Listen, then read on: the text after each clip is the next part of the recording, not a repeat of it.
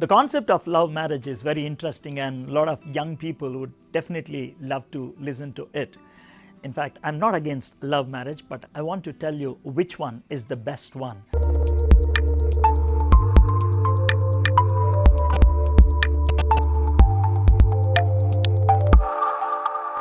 A lot of young people, when they are 16 or 17 years, they fall in love, and by the time they reach 20, they break up and they go into all kinds of problems.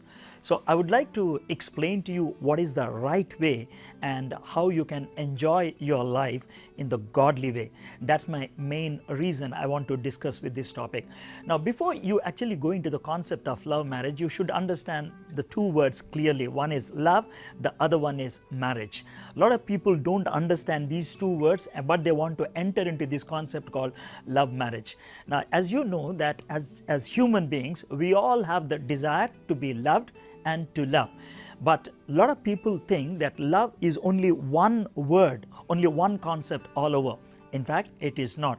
When you are born, you have love towards parents. And when you growing up as young people, you have love towards your friends. But the time you reach teenage and all, you have this strange love towards the other gender. And then as you grow up, you have the emptiness, and it has to be filled up by the love of God. So these are the four kinds of loves that are existing. But we almost think that everywhere love is only one thing, and the love is between two different genders. So you have to understand this. But if you can experience the love of God, which is the agape love, then all other loves, they fall in place. So to understand love, you need to experience God's love. That's where you have to begin. So if you have that God's love, then the marriage, the concept of marriage, it falls in right place. So if you're not having that godly love, I would suggest you begin there. And then let's come to the second concept called marriage. Now, as I told you, marriage is honorable in all, and it's a very important concept. It is the divine institution. God ordained it. So we have to use godly principles. Marriage is between two individuals who decide to walk till the end of their life. So they must be compatible. A lot of people fall in love because of externals, because a person is beautiful, because a person is extravagant, because a person drives a vehicle in a particular way, or because of some styles, but they don't live forever. The most important thing is the inside vision, the burden, the character. That's most important. So you have to look for that compatibility. So if you're too young, probably you may not be in a position to take the right decision. You fall in love, but with a wrong person, and afterwards you have to regret lifelong. Therefore, what I would suggest is you first begin with yourself. What kind of person I am, where I have to go ahead, and then you think of the person who can walk with you. And if you can find the right person, and if your age is right, then it would be wonderful. Before I conclude, I want to give you one example, where the example which I got from the chat room.